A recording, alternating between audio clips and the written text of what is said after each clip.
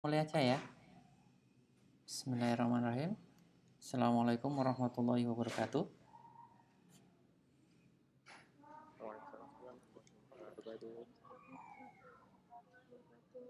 Oke, kali ini kita akan membahas teknik data mining yang lain, yaitu yang disebut dengan clustering. Ya. Clustering ini merupakan salah satu teknik dalam data mining yang digunakan untuk mengelompokkan suatu data yang cenderung heterogen menjadi suatu kelompok-kelompok kecil yang cenderung homogen. Nah, clustering ini bisa dikatakan sebagai unsupervised learning ya. Jadi dalam learning itu ada dua nanti, unsupervised dan supervised. Nah, clustering adalah merupakan salah satu dalam kategori unsupervised. Kenapa dikatakan unsupervised? Dia karena belum ada atau tidak ada predefined class. Ya, predefined class. Oke.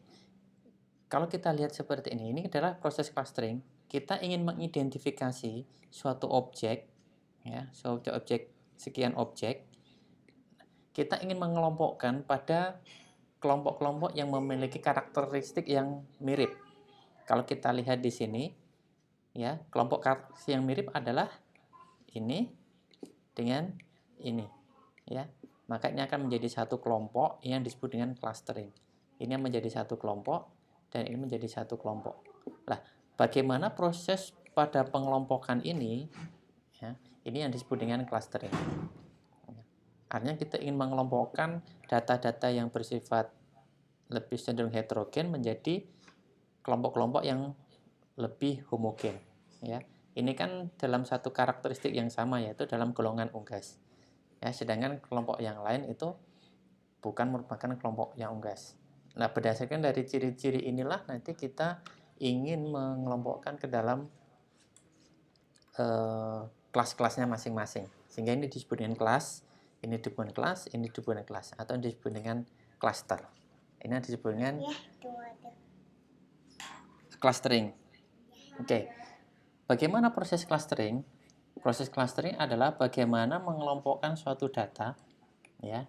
Ketika kita memiliki suatu data seperti ini, bagaimana ini menjadi kelompok-kelompok yang lebih kecil karena melihat dari karakteristik dari data itu sendiri, ya. Nah, misalkan ini menjadi bentuk ini akan sudah terkelompok. Ini berkelompok, ya. Ini mengelompokkan. Nah, ini adalah proses clustering. Bagaimana proses data yang unclustered menjadi data yang clustered data. Nah, kita ingin mencari proses-proses dari clustering ini.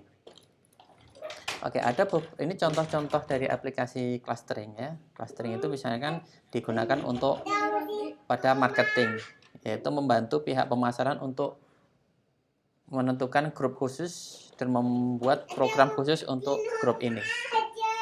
Ya. Kemudian ada digunakan untuk land use, yaitu identifikasi area yang digunakan untuk hal yang sama.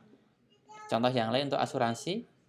Asuransi berarti ingin mengidentifikasi grup-grup mana saja yang memiliki tingkat klaim yang tinggi, tingkat klaim yang rendah, tingkat klaim yang sedang misalkan. Untuk tata kelola kota, itu mengidentifikasi rumah-rumah berdasarkan tipe, harga, dan lokasi. Sebenarnya masih banyak sekali ya aplikasi-aplikasi clustering. Nah, tugas Anda adalah bagian mencari contoh-contoh aplikasi dalam clustering. Ya. Kita akan masuk ke teknik clustering. Ada beberapa tipe model clustering yang kita ketahui. Yang pertama adalah ada yang disebut dengan connectivity model. Nah, connectivity ini adalah data dihubungkan dalam bentuk hierarki, dalam bentuk garis, ya. Atau ini biasa disebut dengan binary, karena memecah data menjadi kelompok-kelompok biner menjadi belah dua ini ya. Ini connectivity model, disebut dengan hierarchy clustering, berdasarkan dari distance connectivity-nya. Yang kedua ada yang disebut dengan centroid model, ya. Centroid model itu berarti merepresentasikan setiap cluster itu dalam single mean vector. Jadi dalam rata-rata vektor dari data tersebut. Nah, ini bisa dicari dengan bagaimana menemukan titik pusat klaster yang sedemikian sehingga data-data itu paling dekat dengan pusat klaster tersebut. Ya. Nah, kemudian masih ada beberapa tipe yang lain, ada distribution model, density model, subspace model, group model, graph-based model, signal graph model, neural model. Ada ya?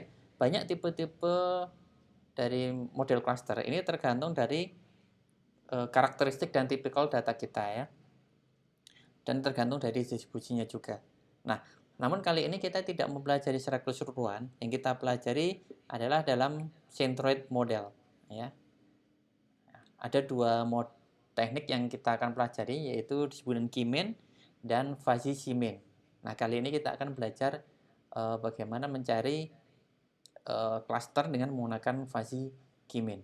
Nah, ini salah satu contoh pergerakan bagaimana suatu algoritma itu membagi data menjadi beberapa cluster. Dia menentukan titik-titik pusatnya. Nah, sekarang bagaimana kita menentukan titik-titik pusat ini? Oke, yang pertama adalah Ki-mean clustering. Ki-mean clustering ini berbasis jarak, yaitu membagi data ke dalam sejumlah cluster, dan algoritma ini bekerja pada data yang bersifat atribut. Atributnya bersifat numerik, maaf. Nah, metode ini dikembangkan oleh McQueen pada tahun 67 ya. Ini model yang lama, tapi masih cukup bagus juga hingga saat ini. Ya. Nah, bagaimana proses Ki-mean clustering ini berjalan?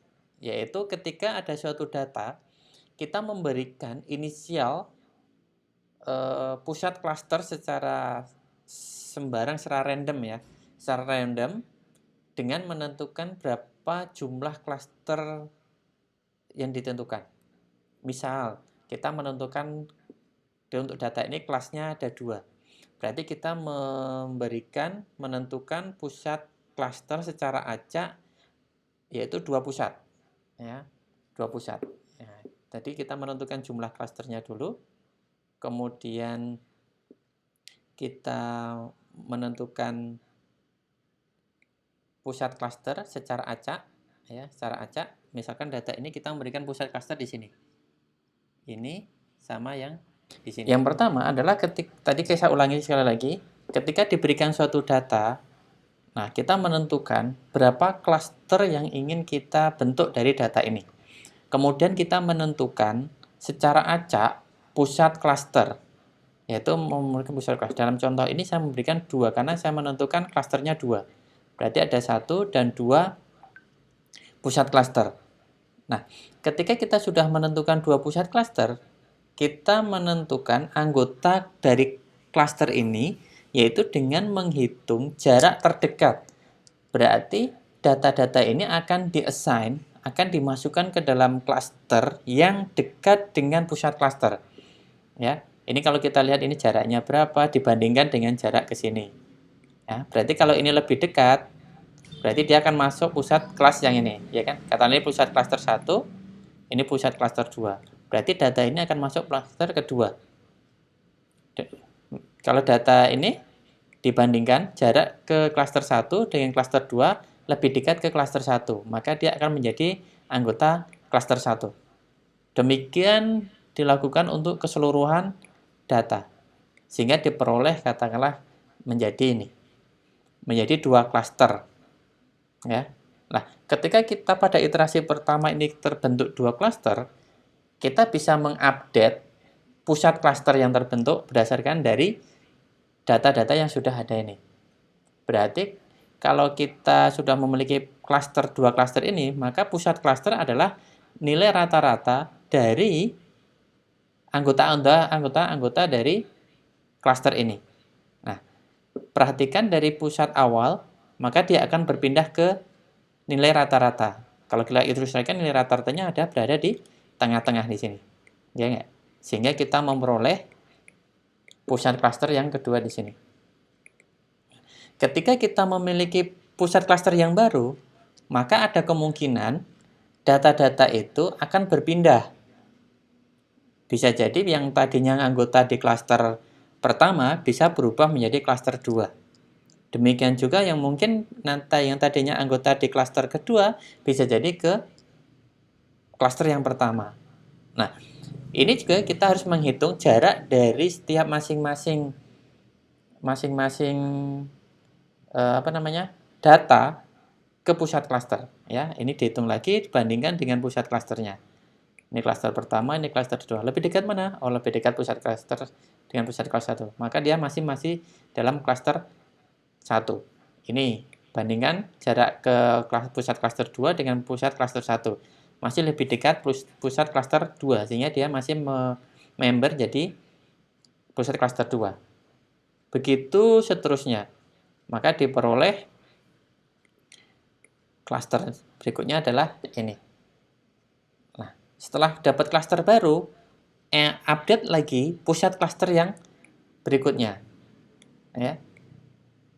Kalau sudah ada pusat klaster, maka hitung kembali hingga sampai apa? Sampai tidak ada perubahan dari pusat klaster atau member dari klaster tersebut. Nah, ini adalah metode K-mean clustering. Oke. Saya memberikan ilustrasi dari contoh data seperti ini. Saya memiliki 8 data, ya, 8 data dengan atribut, ada 2 atribut, V1 dan V2. Dan ini adalah value dari masing-masing atribut untuk setiap masing-masing data. Nah, saya ingin mengelompokkan 8 dataset ini menjadi 2 klaster. Saya ingin memecah ini menjadi 2 klaster. Mana yang mirip, saya kelompokkan. Nah, dengan menggunakan metode K-mean, yang pertama tadi apa? Kita sudah menentukan 2 klaster, berarti kita menentukan pusat klaster secara acak. Andaikan saya memiliki pusat klaster pertama, saya inisiasinya adalah pusat klaster pertama adalah 1,1 dan pusat klaster kedua 2,1, sehingga kita bisa menghitung jarak untuk setiap masing-masing data ke pusat klaster. Ini saya kasih contoh untuk data yang pertama. Data yang pertama adalah nilainya 1, 3. Maka dalam hal ini saya menggunakan jarak distance Euclid ya, untuk menentukan jarak. Kita hitung yaitu 1, 3 dengan 1, 1. Ya. Maka diperoleh pusatnya, nilai jarak dengan pusatnya adalah 2. Ya. Kemudian dengan pusat yang kedua ya, maka diperoleh 2,24. Ini contoh data yang kedua. Jarak data kedua dengan pusat yang pertama adalah 2,83, sedangkan dengan pusat kedua 2,24. Dengan cara yang sama, maka kita bisa peroleh nilai-nilai jarak dari setiap data ke dalam pusat klaster. Nah, ini kita masukkan 2, ini 2,24. Saya aplikasikan untuk semua data. Nah, dari sini kita bisa menghitung atau menentukan mana yang lebih dekat. Dalam contoh yang pertama, kita memiliki C1 data terhadap pusat klaster 1 lebih kecil dibandingkan dengan jarak ke klaster kedua. Sehingga data pertama untuk iterasi pertama ini masuk dalam klaster 1.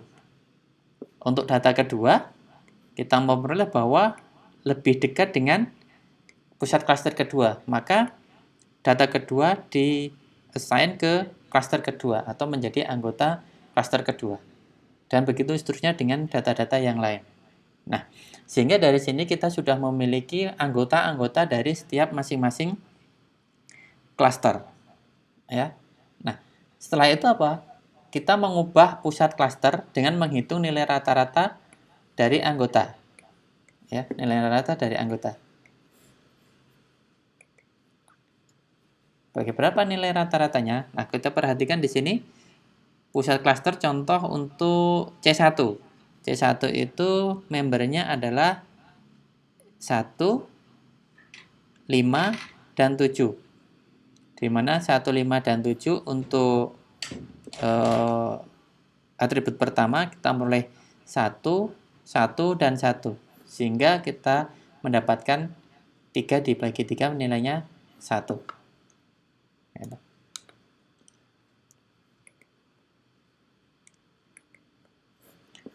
Demikian juga untuk yang value atribut kedua. Kita mempunyai nilai 3, 2, 1, maka kita memperoleh nilai 2. Demikian juga untuk klaster kedua juga sama. Berarti semua data selain yang menjadi anggota klaster pertama itu dihitung nilai rata-ratanya. Maka diperoleh pusat yang baru adalah 1,2 pusat klaster pertama dan pusat klaster kedua menjadi 3,6 dan 2,4. Nah, kita sudah memiliki pusat klaster yang kedua, iterasi kedua yang baru. Maka kita mencari lagi menentukan jarak, ya, jarak.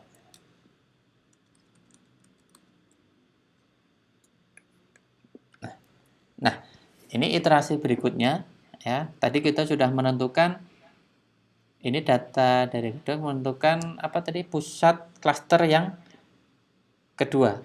Nah, kalau dihitung jarak antara setiap data ke pusat klaster kedua, diperolehlah nilai ini. Ya, nilai ini. Nah, sehingga kita bisa menentukan mana yang lebih kecil. Nah, klaster yang baru terbentuk adalah ini. C1, berarti data pertama masih dalam klaster pertama, data kedua masuk ke dalam klaster kedua, dan seterusnya. Di sini ada perubahan di data ke-8.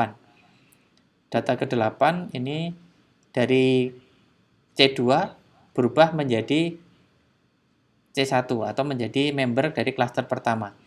Kemudian kita hitung titik pusat klaster yang kedua, yaitu diperoleh ini M1 1,25 1,75 dan M2-nya 4 dan 2,75. Begitu seterusnya, ya. Dicari setelah pusat klaster, dihitung jarak dari pusat klaster untuk setiap masing-masing data, ya. Sehingga tidak terjadi perpindahan kelompok pada setiap data. Dengan ini, maka pengelompokan dinyatakan konvergen atau sudah dianggap optimal. Sehingga kalau tidak ada perubahan, kita sudah menentukan bahwa klaster 1 sudah ditentukan bahwa ini dalam contoh ini adalah menjadi 1, 5, 7, 8 dan klaster kedua 2, 3, 4, 6. Oke. Saya kira ini terkait dengan materi clustering, teknik clustering dengan menggunakan fuzzy key main. Oke, untuk selanjutnya kita ingin tanya jawab. Silahkan.